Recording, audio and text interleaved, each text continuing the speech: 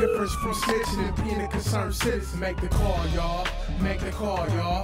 The streets stay violent if we remain silent. So make the call, y'all. Make the call, y'all. We can't be afraid. We praying for better days. Make the call, y'all. Make the call, y'all. It ain't up to the police, it's up to you and me to make the call, y'all. Make the call, y'all. It's a difference from snitching and being a concerned citizen. Make the call, y'all. Make the call, y'all. The streets stay violent if we remain silent. So make the call, y'all. Make the call, y'all. We can't be afraid, we praying for better days. Make the call, y'all. Make the call, y'all. It ain't up to the police, it's up to you and me to make the call, y'all. Make the call, y'all. It's a difference from snitching and being a concerned citizen. Make the call, y'all. Make the call, y'all. The streets stay violent if we remain silent. So make the call, y'all. Make the call, y'all. We can't be afraid, we praying for better days. Make the call, y'all. Make the call, y'all.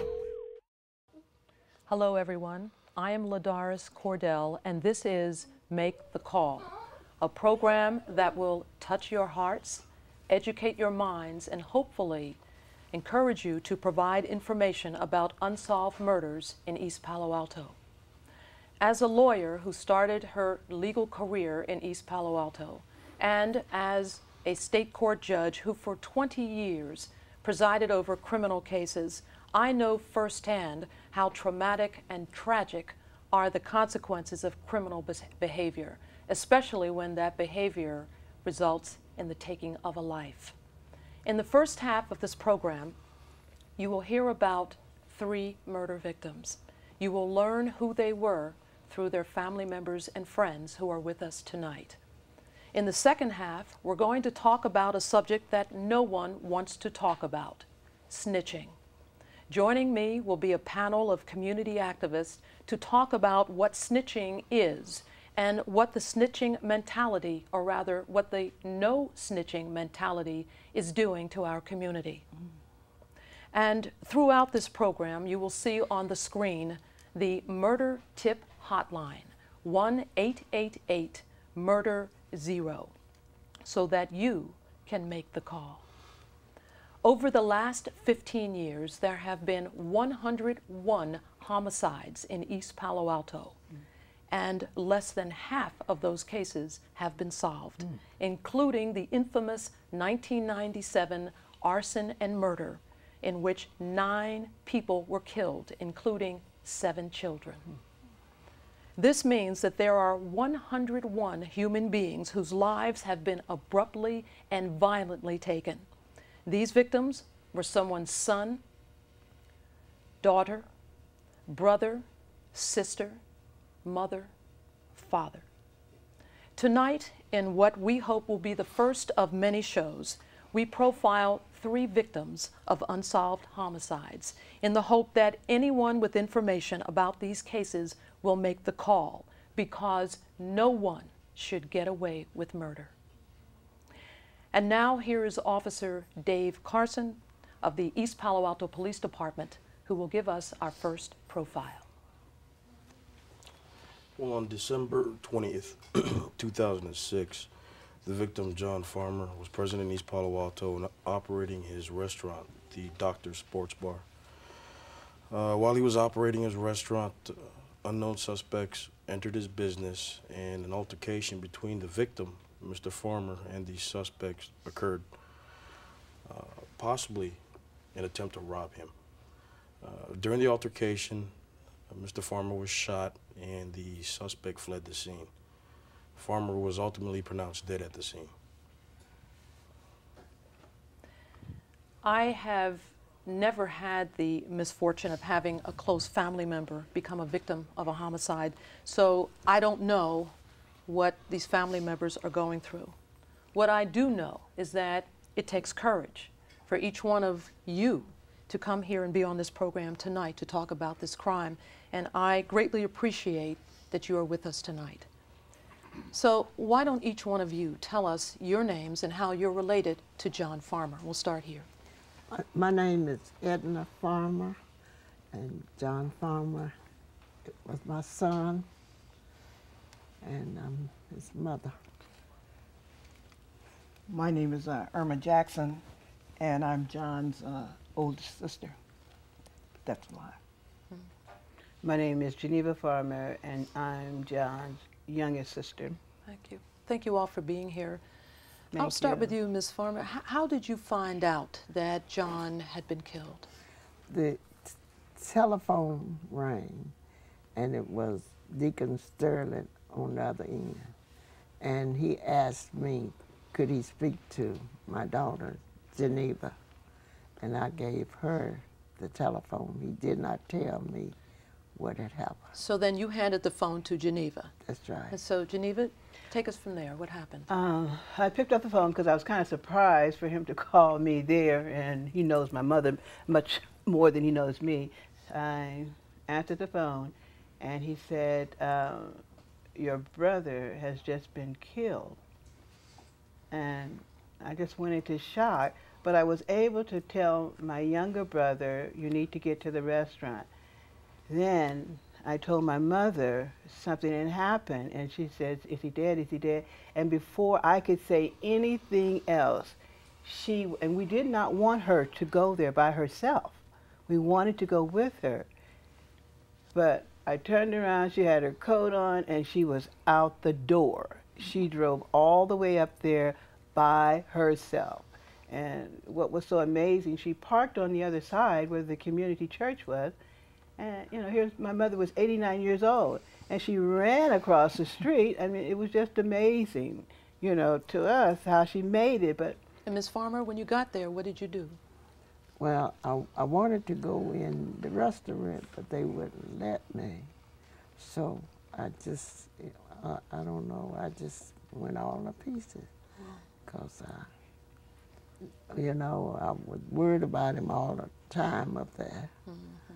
And, Ms. Jackson, you know. how did you find out? Well, I heard it on my voicemail. My sister had called and said, something terrible has happened to John, you better get up here. So I live in San Jose, so what I did was put on my clothes and came up there because I wanted to get to my mother as fast as I could. I know my mother is a very strong woman, but I wanted to get to her as fast as I could because I knew she had always worried about John being a businessman and in the restaurant. So I got up there as fast as I could. So, will you tell us about John? I mean, what was he like? What kind of a human being was John Farmer? he was very educated. I can go from there. He wasn't educated, but he was he was a businessman, and he was kind of quiet, but he was very kind. He was very kind. If you needed anything, I mean, he didn't have a problem with if someone comes in there and they didn't have any money to get something, he said, okay, you can get this meal, but I might need to help you. I might need you to help me take out some of the trash or to do something, but he was a family man. He had 4 children, 2 boys that he has raised up. He had 2 daughters. Both of them had been to college, and he was my brother. I mean, he was a loving, caring person. Mm-hmm. He just didn't deserve to go like that. Ms. Jackson, what about you? Well, he was, whenever you saw Jen Edward, he was always, we call him Jen Edward. Whenever you saw him, he would be in the restaurant, he'd be reading. He loved to read. He read everything. You could go into his restaurant. Sometimes I'd go in there and just sit down and read The Jet or Ebony, any magazine he had. He also would, he was a self-motivator. He learned how to read stock. He loved to play golf, and I could go in there and I'd love to talk to him about whatever sports were, or sports, football, baseball, basketball. What I really think about him a lot now is I'd love to ask him, what do you think about Obama? I know he would be really into politics, and would be listening and reading everything about the current political climate that's going on. Let's take a look at 2 photographs of John, and then maybe Ms. Farmer's mother, you might want to talk about what's in the photographs, and you could tell us. Let's take a look. So you see that photo there? What does that remind you of? That remind me of him serving people food. That what he loved. That was to your do. birthday. That was my birthday. That was your birthday. It was. Picture of And John. he was. And let's see if we have another photograph we have of John. And while that's coming up, Ms. Farmer, tell us about your son. Well, he was a person that was quiet, but I always, you know, me and him always had a conversation going all the time. I would call him anytime I felt like it, you know, and so I used to call him on his phone, but after he got his cell phone, I could get him more better. So you used to call him a lot? I did, you know, I used to do it. So tell me, the three of you, how have you dealt with this loss of your son, your brother? How have you dealt with it? We're not dealing with it. You know, it's just, for me, I just get up because I have to get up. I do what I have to do. It's it's just very hard. I mean, it's not a day go by. It's not a day go by that we don't Jackson, talk how about you? it. Well, you know, I talked to my mother. I talked to my sister about it, my brother. I also talked to friends that we talk about it. And I also talked to my church members. Since then, I have joined a Bible study, and I go there every week and go to church, and and pray. Yeah. That's how I'm So dealing with it. If someone out there watching this program knows something about John's murder, what do you say to that person tonight? Any of you? Ms. Funk, go ahead. I would hope that the moral conscience would prick them to understand what they've done to my family. John would, every Thanksgiving for over 20-some years, or maybe 30, he would cook dinner for everybody.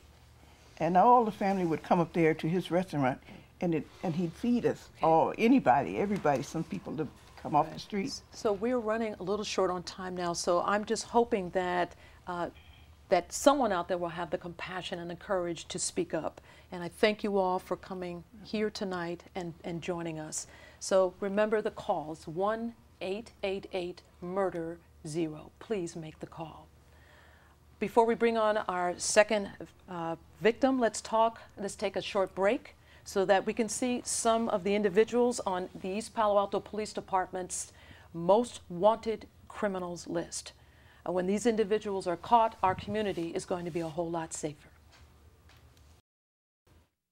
Ambulance emergency number 14, what's the location of your emergency? Behind the building? Yeah, I think somebody got shot. We hear some bullets or something.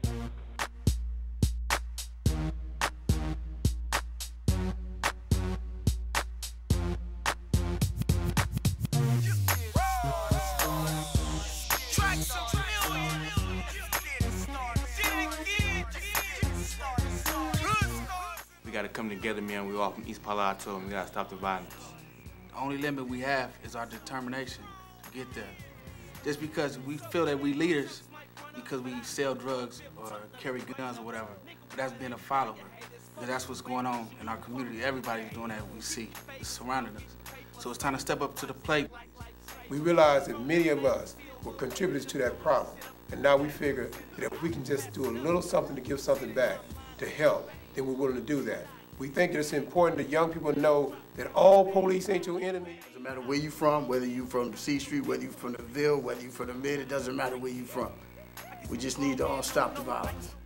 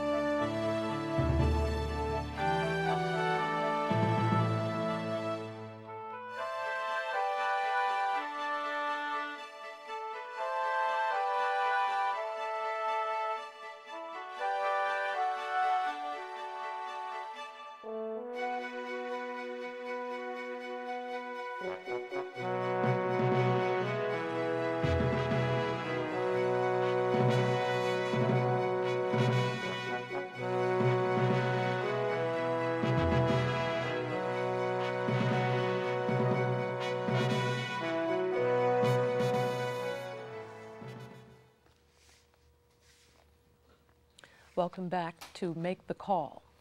We now go to Officer Carson for our second profile.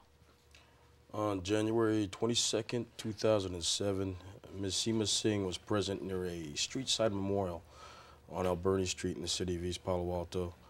While sitting in her car, an unknown suspect fatally shot her in the head, which caused her car to accelerate forward. It collided with two parked cars and ultimately collided head-on with a telephone utility pole at the corner of Alberni and Westminster. Paramedics were summoned. They attempted life-saving procedures, but to no avail. She was pronounced dead at the scene. Thank you all for joining us tonight. I appreciate your willingness to speak out in the face of this tragedy. So will each of you tell us your names and how you're related, or what your relationship is to Seema? My name is Sharmila Singh, and Seema was my little sister.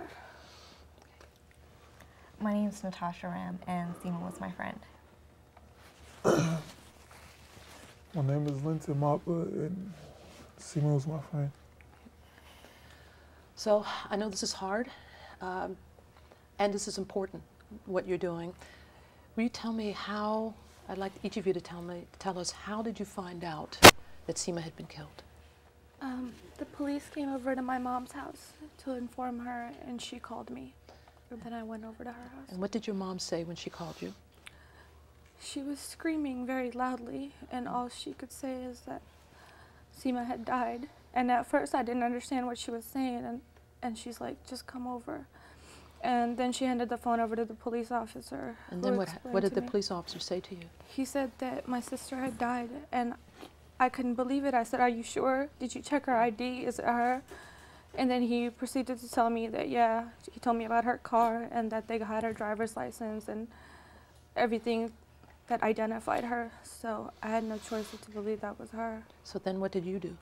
I got in my car and I drove over to my mom's house because I just wanted to be near her. And when you went into your mom's house, what did you find?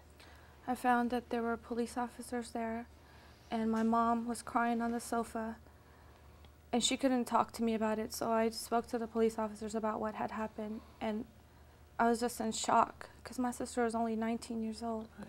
You know, it's like, how could, she wasn't even 19 yet, she was 3 months shy of 19. Right.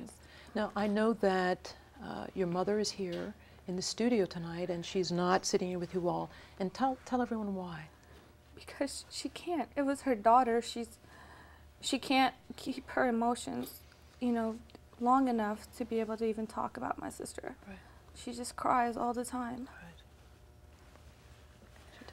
Right.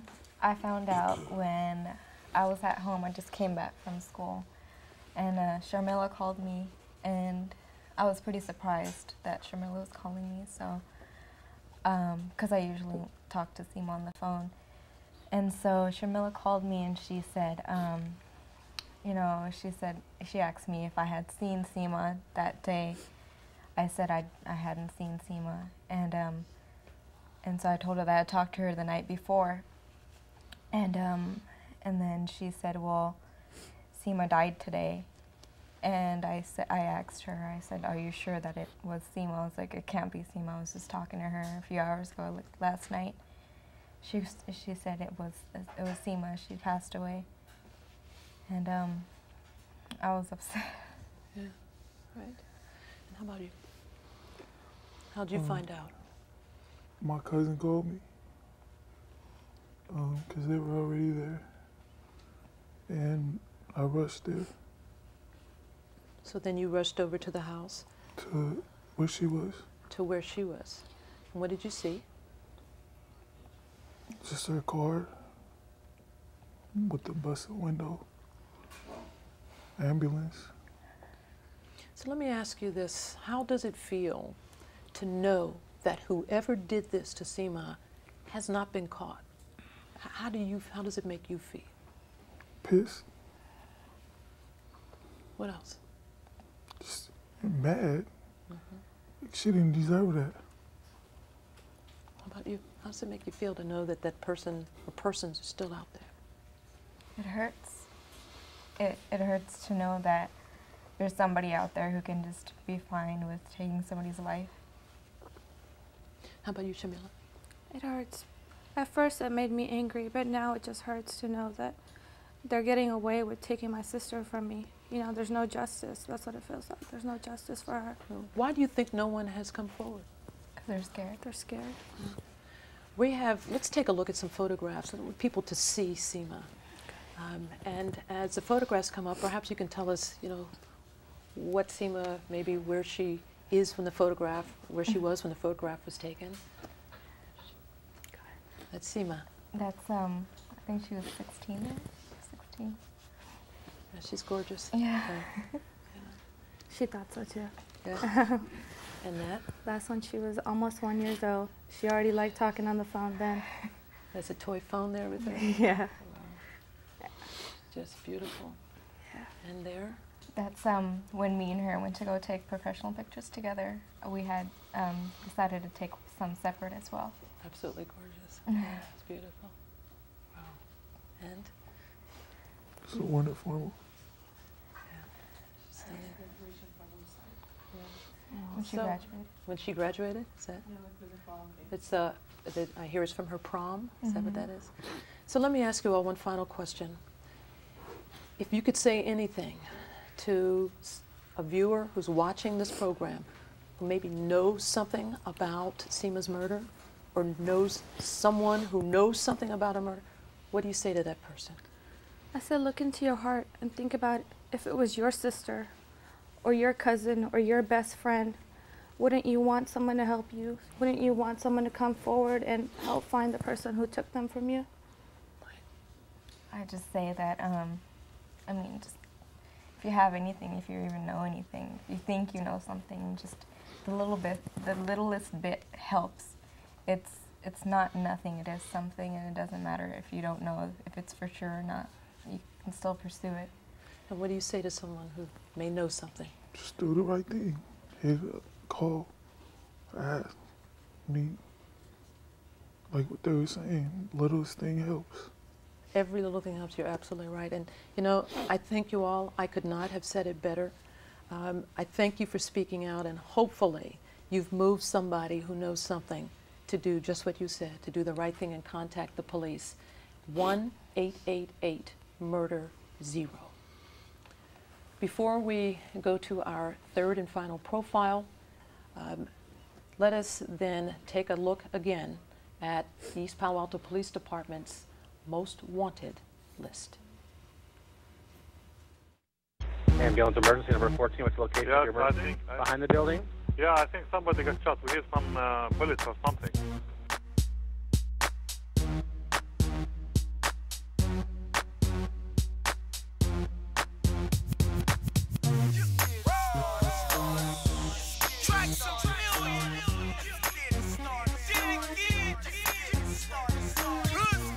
We gotta come together, man. We all from East Palo Alto, and we gotta stop the violence.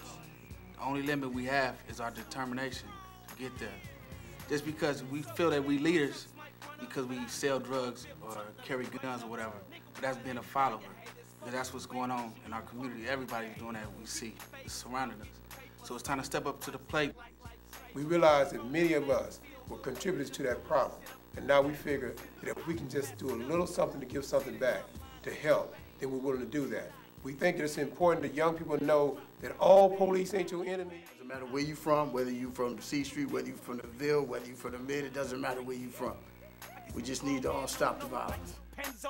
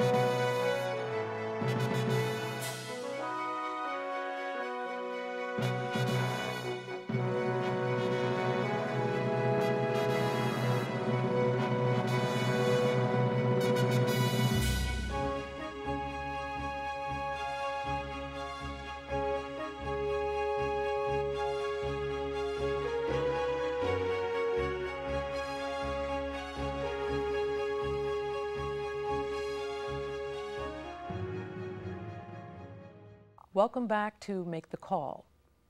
We now go to the profile of our third murder victim. We turn now to Detective Ed Soares, who will give us that profile. September 4th, 2007, at around 7 p.m., Jamel Little was on the 100 block of Azalea Drive in East Palo Alto. Unknown subjects, possibly in a green SUV with chrome wheels, approached Jamel and fired numerous rounds. Prior to police arriving on scene, Mr. Little was transported to Stanford Hospital by friends. When police arrived at the hospital several hours later, Mr. Little succumbed to his injuries. Thank you. So we now turn to family members and friends of Jamel. Thank you all for being here. Thank you for the courage to speak out. First, if you will, tell us your names and how you are related to Jamel. My name is Wanda Little. I'm his mother. My name is Curtis White. I'm his first cousin. My name is Stephanie Pennywell, and I'm his first daughter's mother. So, Wanda, tell us how you found out about Jamel's murder. It was about 6:30. Stephanie called me and said, Wanda, I think Jamel been shot. And I think someone took him to Stanford. And I just got all nervous and panicked. I said, okay, I'm on my way, I'm on my way. So she kept calling me, Wanda, he been shot, I think he died. I said, no, Stephanie, don't tell me that. She said, Wanda, it's true, I think he died. I was like, Stephanie, don't say that. I said, okay, I'm on my way. So when I got there, I think it was about 7:30, something to 8, because I live in Union City.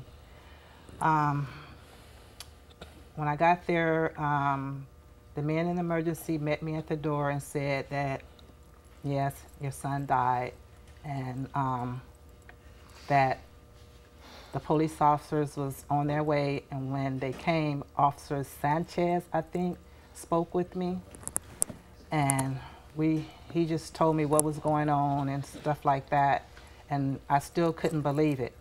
But they had told me, well, if you want to see him, I can. I was like, okay. First I said, yeah, I'll go see him. Then I changed my mind because I just want to remember him, how I last seen him. How many children do you have? I had 3. I have 2 left. You have 2. And how did you find out? Well, I was I was at home with my 2 daughters, and my auntie Joyce called me, and she said that my cousin Jamel had been shot. And when she said it, I thought that, you know, he was shot, but, you know, he was making it, or they was doing what they had to do to keep him alive. I didn't even really think it was fatal, so I just told her I was on my way. And all hysterical, I drove off and realized I couldn't even really drive myself, so I came back home, and then my fiance drove me to the hospital, and I too stay in Fremont, so we was coming across the bridge. And I called my auntie back, and I asked her, you know, how he was doing, and she was just telling me he was gone, and I just broke down. I couldn't take it. No, I couldn't even realize he was gone. It's still hard to realize he's gone. Wow. And how did you find out? Well, I was doing hair, and I got a call from one of my friends and was saying, Stephanie, are you okay? And I'm like, yeah, girl, I'm doing hair. And I was like, but why? And she was like, well, Jamel just got shot. I don't know if he did or not. And I'm like, oh, no. I'm like, okay, where he at? And I had to have my sister drive me to the hospital, and everybody was calling me. I didn't know nothing. Wouldn't nobody tell me nothing. So when I got there, I kind of figured it because they wouldn't let me into the emergency. And so they called us to the back, and by that time, some of his friends was there, and they did pronounce him dead then. So Jamel was how old? 20. 20 years old. Mm-hmm. So if you can, tell us about Jamel. And we have some photographs of him we're going to put up in just a moment. But you're his mom. Tell us, what was your son like? He grew up in the church, singing in the choir, playing the drums. It was just, so he was an outgoing person. He was quiet, but don't get on his wrong side, on his bad side. And that's how him and his sisters and brothers, they had their little difference, just like he had his difference with his cousin here. Even, they grew up together real close in the church, singing and everything. Let us take a look at the photos. I think we have maybe 4 photographs of Jamel. And while they're coming up now, maybe one of you two then will tell us about Jamel. What was he like? There's a photo there. Now, what's that? What's going on in that photo? That's me when I was pregnant. Uh-huh. And that's Jamel. Yeah. Yeah. And so how long ago was that? Boy, he was That was back in... When was that? Like 17, 16 or something? That was like 4 years ago. Okay. Yeah. Almost 5. Yeah. See if we have another photo of Jamel. And what's that? There he is. Oh, that's with, he was at his girlfriend's house, I think at a family reunion. Her brother had came up from south somewhere, right. So they was at a reunion. Let's see another photo. We have another. Now, what's going on there? He was at a studio. They was practicing music. And he was pretending he playing the bass, I guess. Do we have one more photograph of Jamel? Let's see if, there we go. Now what's happening there? That's where he's being laid to rest, where that's all his homeboys. Yeah. Is that, who's that in the front? I don't know who that is in the front, but that's all his buddies at the cemetery.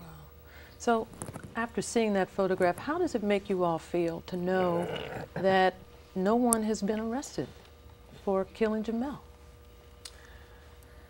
It hurts because I know there's someone out there that knows what happened or knows something about it, and if it was their family or someone in their family, they would want someone to speak up and say something also. How does it make you feel? It makes me feel like no one cares about paying the price until it's them that has to pay the price. I mean, just like my auntie said, if it was one of their family members, someone close to them, they would be breaking down doors and walls to really find out, or they really would want somebody to say something, but the shoes on the other foot, no one's don't want to say anything. Right. And very quickly, but how do you? It hurts. I think people need to stop thinking of it as snitching. It's more of helping, because they would want somebody to help them if they was in the same predicament. Well, I mean, I just want to, I have to kind of move on in this show. So I really thank all of you all for stepping up. You all have done the right thing by coming on Make the Call. And let's hope and pray that somebody else out there watching will do the right thing. And the right thing is to call the Murder Tip Hotline, 1-888-MURDER-0.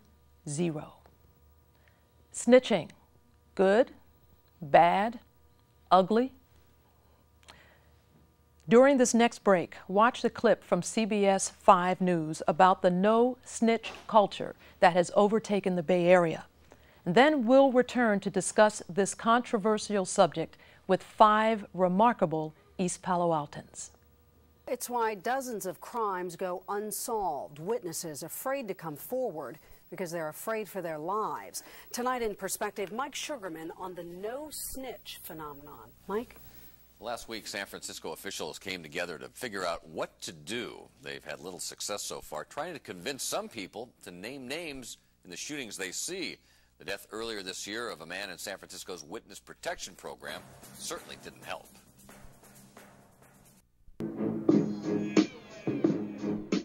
Stop snitching. In some Bay Area neighborhoods, this is the soundtrack of life, literally. All I'm going to say is I saw him get killed. I'm not going to say nothing. I got to live here. So if I say your name, I'm risking my life.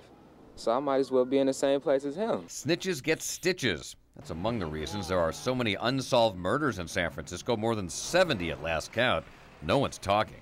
The concern that we all have about this issue of witness intimidation. Officials are at wit's end. They don't know how to change the culture.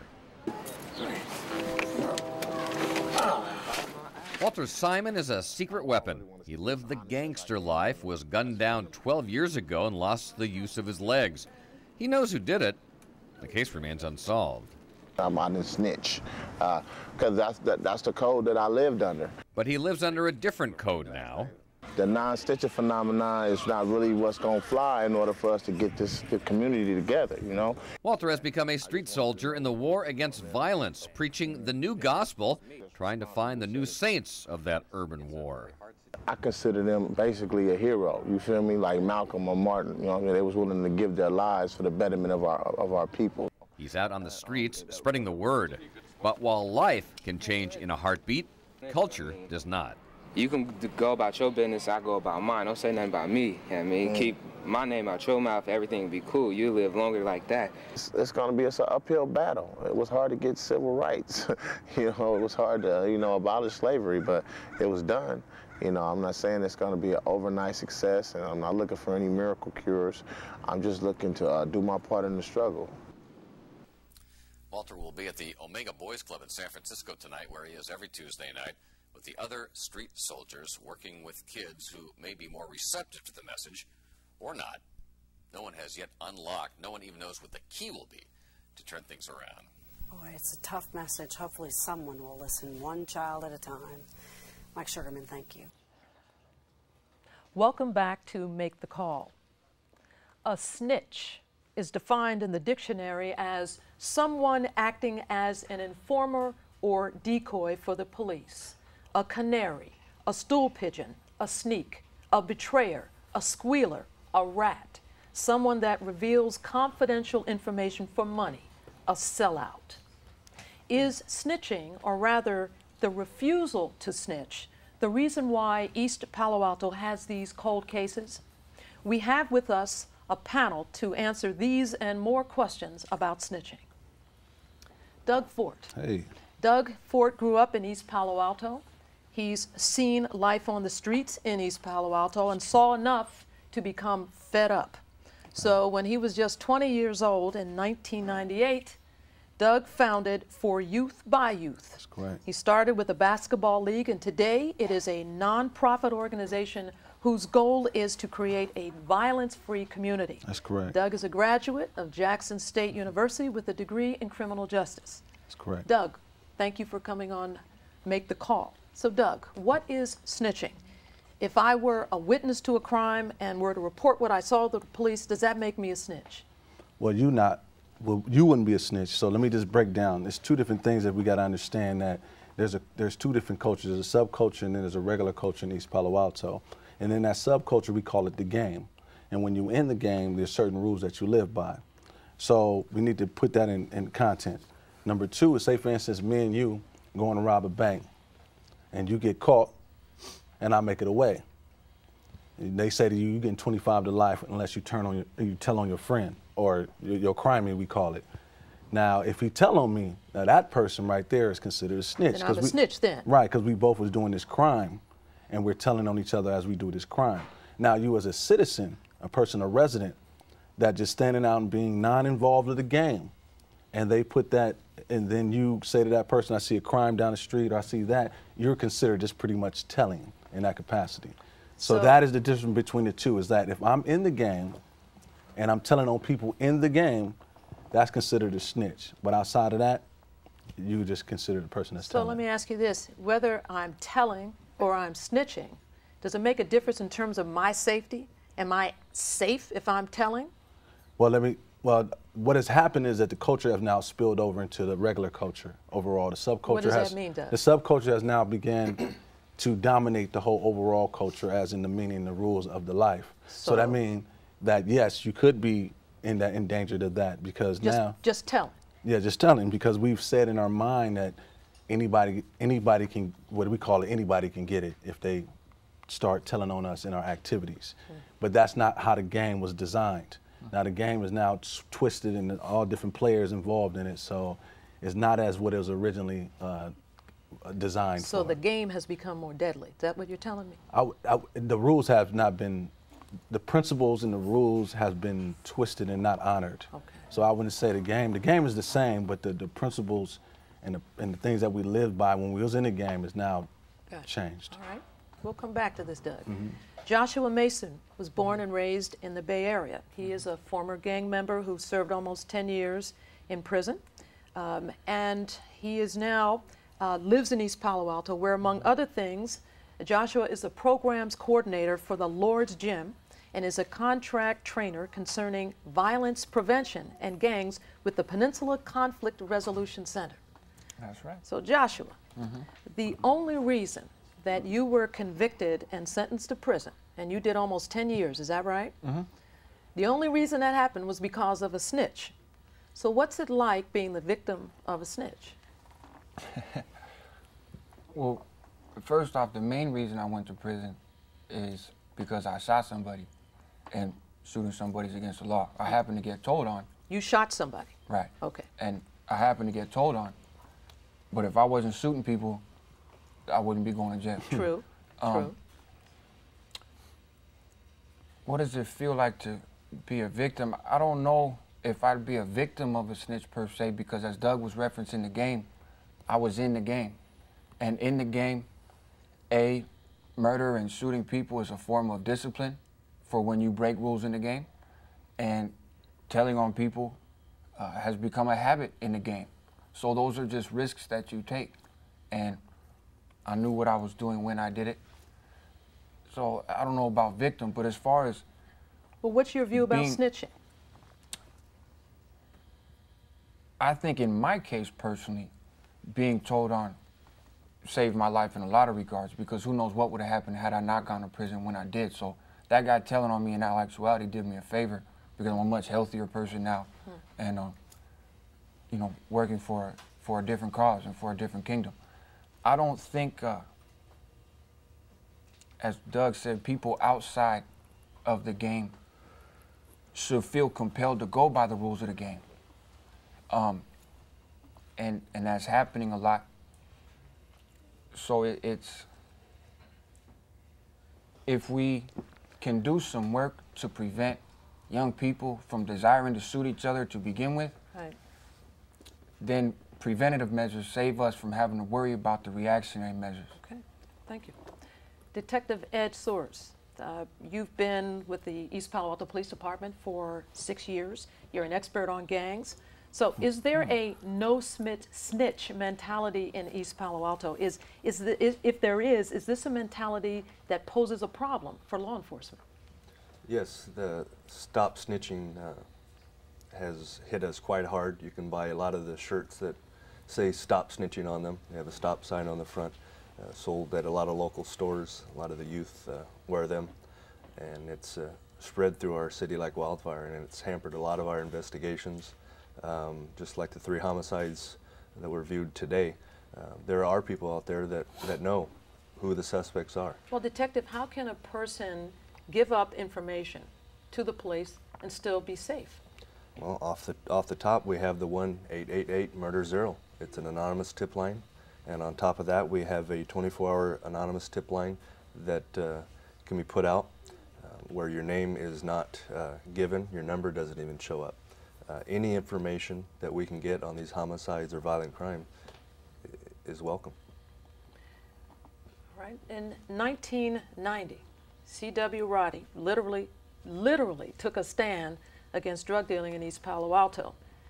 You stood in the street, you confronted the dealers, you wrote down their license plate numbers, and you gave that information to the police. And you lived to tell about it. After surviving getting your house shot up, you actually, I believe, were wounded, Molotov cocktails thrown at your house. You are no ordinary woman, Ms. Roddy, so thank you for being here with us. You took a courageous stand that many, 18 years ago. So are things different now? Why are you not out in the streets in East Palo Alto now? What's changed? Well, can I just make one little correction? Sure. Everybody says it was me, but my son was there too. Okay. And they seem to forget that. So it was you and your son. My son and I. We took a stand. The reason I'm not out there now is I am how much? 18, 19 years older. And the crime on my street in front of my house is no more. And we were only protecting our property. Is the community different now, Ms. Roddy? I would hope that it is. In what way? Well, I would hope that with all of the efforts and the work that the police department has set forth, especially since Chief Davis has come on aboard, that it is making a difference. I know when Chief Matthews was there, we started turning it around. There was another lady that was working with me by the name of Dorian Brown, and we together were out there really trying to make the little young people understand what they were doing and how they were hurting everybody. But I'm not, excuse me, I'm not out there now, so I don't really know. I haven't been too well for the last two years, so I'm not really sure what is really happening on the streets right now. And maybe we can find out then from our final panelist, David Lewis. David served 17 years, David, in prison. After being convicted of selling heroin to an undercover police officer. David is a product of East Palo Alto. Since then, he has been awarded the California Peace Prize. That was in 1995. You've been featured in a Bill Moyers documentary on National Public Television. David is the president and co-founder of Free at Last, which provides assistance to African American men who are parolees, ex-offenders, who are afflicted with drug addiction. David, was Ms. Roddy a snitch? Now, you grew up in East Palo Alto in the 1960s, the 70s. Anything different today about East Palo Alto than back in the day? Yeah, it's a lot different. I think we have started to gel together in more of a community-minded people, even though that I was involved in a whole lot of crime in my heydays in the 60s and the 70s in East Palo Alto. When I got out of prison in 1989 and in 1990, when this incident happened with Miss Roddy, understanding that she was like a mother in our community, it did something to my heart, and it made me take a stand against all of the stuff. And you know, one of the things that I look at our young people, and when we talk about this whole, I like to call it a code of silence. I was watching the news last night and I saw Karl Rove, one of the leaders in our government, take a cold aside and so he wouldn't snitch, you know what I mean? And our young people see that, and it's like in their organizations, in their way of living, it's like they're taking these codes of silence also. But I can say it is destroying our communities. I sat here and watched 3 community members, these folks out here, sit down and talk about the loved ones that they lost in this saga. So it's not snitching. We are a community. East Palo Alto is a community that we almost all kin each other. So, you know, if you're coming forward to report something like this, to be able to, if it's not calling the police, to be able to call them people and tell them, it's like, this is what happened to your loved one. So that you can kind of like take a burden off, because most of the time it's like, okay, what happened? We don't know what happened. So it's not snitching. It's being able to be a true community member and to be able to help our community heal from this But let's all be realistic now. I throw this out to all of you. I mean, there is this thing called retaliation. Correct. Come forward, and if said you have to come forward, and maybe you have to be made known because maybe you have to go to court. There is so what do you say to the people who are like, they want to pick up that phone and make the call, They want to do it, but they're thinking something's holding them back, and maybe it's a retaliation. If I were just, to me, that wouldn't bother me, simply because of the way I was raised, I guess, with the respect for the law enforcement and for your fellow man. So it would not be hard for me not to pick up that phone and make the call. But I'm not sure how the young people out there nowadays get the idea that because they are doing wrong and they're breaking the law, that they are the ones who are supposed to be in charge. So it wouldn't be a problem for me. The way I see it is, if you have information, and what I would tell somebody that did have information is, that person's out on the street and you have information that could assist law enforcement in putting that person behind bars. If you withhold that information and keep it to yourself, what stops that person from hurting somebody now that you love and affects your life?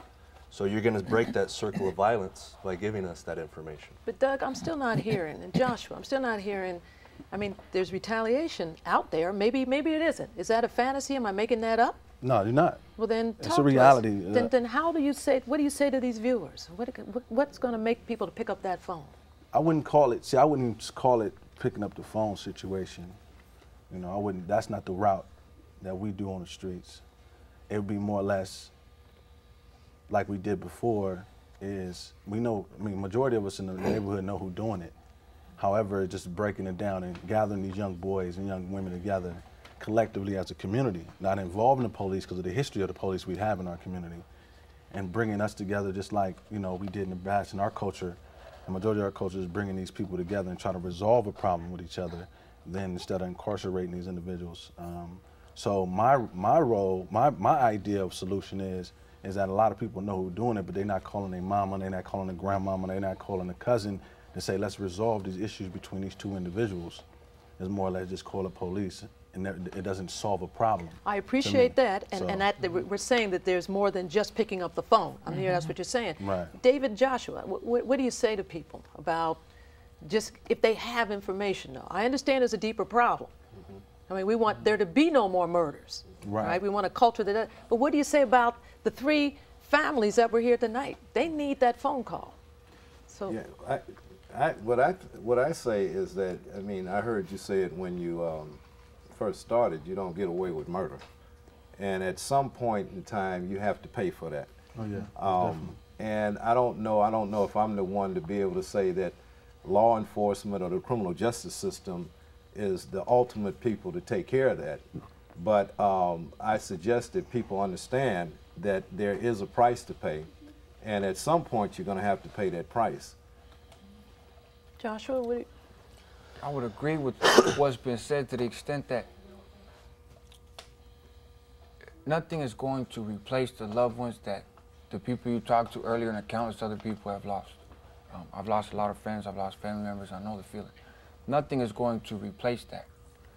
In all reality, somebody being incarcerated or whatnot is not going to replace that person.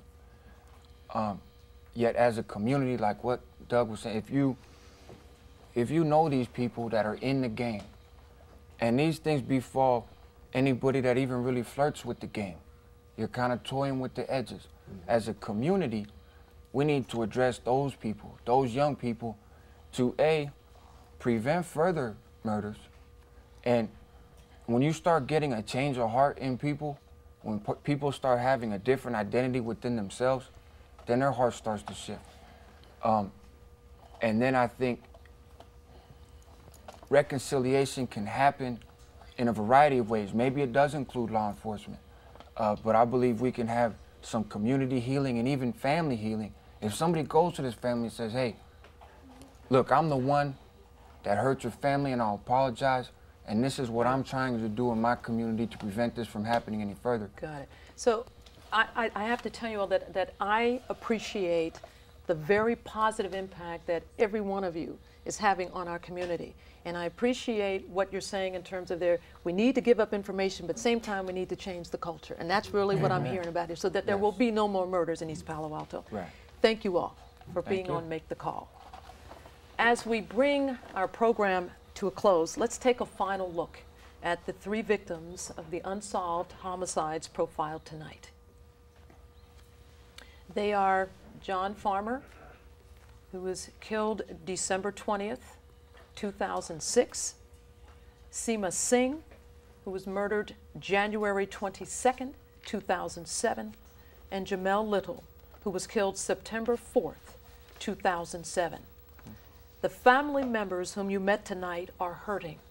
They need your help. If you know something, or if you know someone who knows something about these crimes, please do the right thing and make the call to the Murder Tip Hotline, 1-888-MURDER-0. Thank you all for watching Make the Call. Make the call, y'all. Make the call, y'all. We can't be afraid. We praying for better days. Make the call, y'all. Make the call, y'all.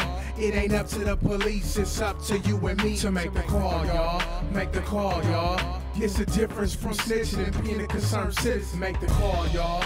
Make the call, y'all. The streets stay violent if we remain silent. So make the call, y'all. Make the call, y'all. We can't be afraid, we praying for better days. Make the call, y'all. Make the call, y'all. It ain't up to the police, it's up to you and me to make the call, y'all. Make the call, y'all. Make the call. No one should get away with murder.